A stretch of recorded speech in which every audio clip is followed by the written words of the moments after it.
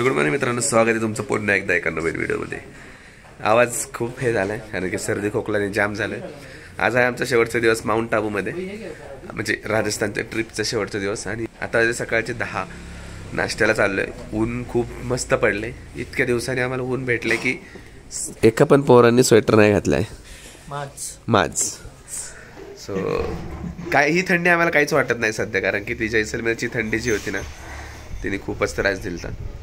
आणि आता जाऊया नाश्त्याला, त्यानंतर आपलं एक मंदिर आहे, मेन मंदिर दिलवारा टेम्पल। तर दिलवारा टेम्पलला जाऊया, कारण की तिथलं जे आर्किटेक्चर आहे, तिथली जी स्टोरी आहे आणि तिथली जी कार्विंग आहे ही बघण्यासारखे आहे, खूप बघण्यासारखे आहे।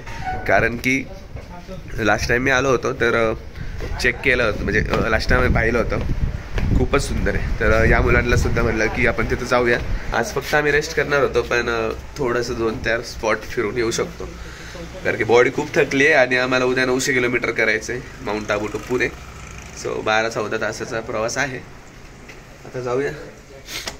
आणि आम्ही पूर्णपैकी होमस्टे केले होते आणि आत्तासुद्धा आम्ही डॉर्मेटरीमधलाच होमस्टे केला, जो की परवडेबल असतो आणि झोपायला जागा भेटली बस झालं, बाकी एम्बियन्स मॅटर नाही करत ज्यावेळेस आपल्याकडे बजेट आणि प्रॉपर ट्रिप करायची असते।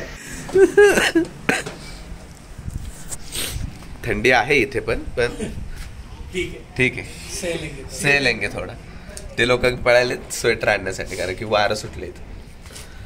चला जाऊया दिलवारा टेम्पल। आता पहिला नाश्ता करूया, पेट पूजा झाली तर बाकी सगळं चांगलं होतं, है का नाही सौरभ? पहिले पेट पूजा आधी पोटो मा बघ विठोबा। येस, चला खाऊ देऊ। तू तर सगळ्यात लवकर उठून आंघोळ केली ना रे? कसं वाटलं पोरं आवडतील लवकर, पण नाही झोपून गेलो परत। मग काय करायचं, अरे ते पडदे उघडे होते। मी भाई इधर और क्या है घूमने के लिए?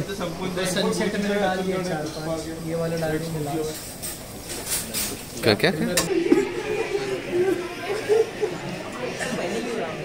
वाह। सो आत्ता मंदिरात आलोय आणि चांबडं आणि काही डिव्हाइसेस वगैरे आतमध्ये घेण्यासाठी अलाउड नाही करत आहेत, तर आम्ही एका मित्राला इथं थांबवणार आहे आणि आम्ही सगळे जाऊन बघून येणार आहे। म्हणजे 5-5 मध्ये डिवाइड होईल आणि जाऊया आता मंदिरात, दर्शन घेऊया। काही दाखवता येणार नाही आहे, सो असंच मी तुम्हाला फोटो पाठवून देईन।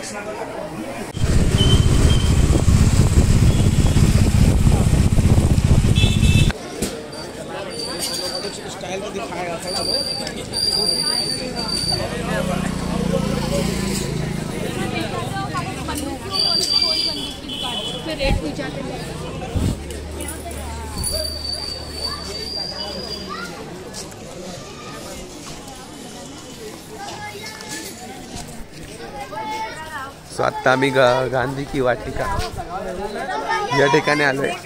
पार्किंगची जी जागा भेटली नाही आम्हाला, पण पार्किंग आम्ही केली कशी तरी।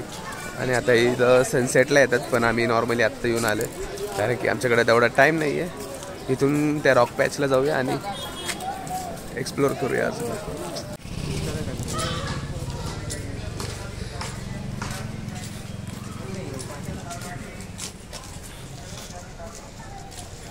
खरं जायचं आहे का तिकडं? खालूनच छान दिसेल मला वाटतं तो। त्याला सांगितलं गाडी घेऊन जाऊ दे म्हणा, गाडी सोबत फोटो पाहिले तरी तिथं का? मग नाही जाता यायचं, पण गुगलवरच फोटो होते आपली जास्त।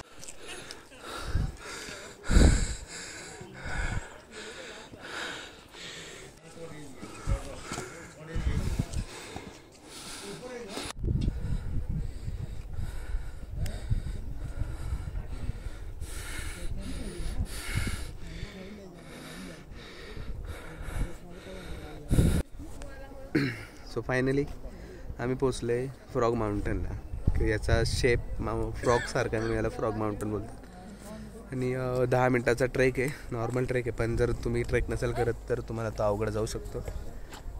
इथून जो व्ह्यू दिसतो तो खूपच सुंदर व्ह्यू आहे, कारण की इथून निम्म माउंट आबू दिसते, कारण की आपण हिल स्टेशन म्हणजे एका टॉप पॉईंटला आल्यासारखं आहे।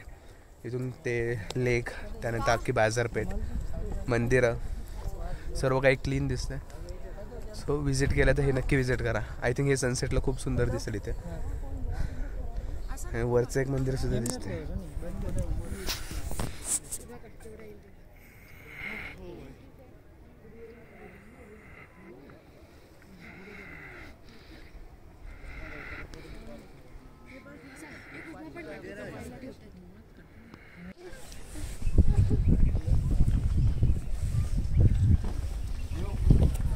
पडलं. आता माउंटन बघून झाला आमचा तो तोड माउंटन. फ्रॉक चाकाराचा त्या शेप आहे आणि एका हायेस्ट पॉईंटवरती तो आहे आणि इथून ओव्हरऑल अख्ख्या सिटीचा व्ह्यू बघायला मिळतो. तरी मी रेकमेंड करेल की या एकदा. छोटा ट्रेक आहे 10-15 मिनिटाचा आणि माउंटनच्या बॅक साईडला येऊन सुद्धा तुम्ही बसू शकता आरामात.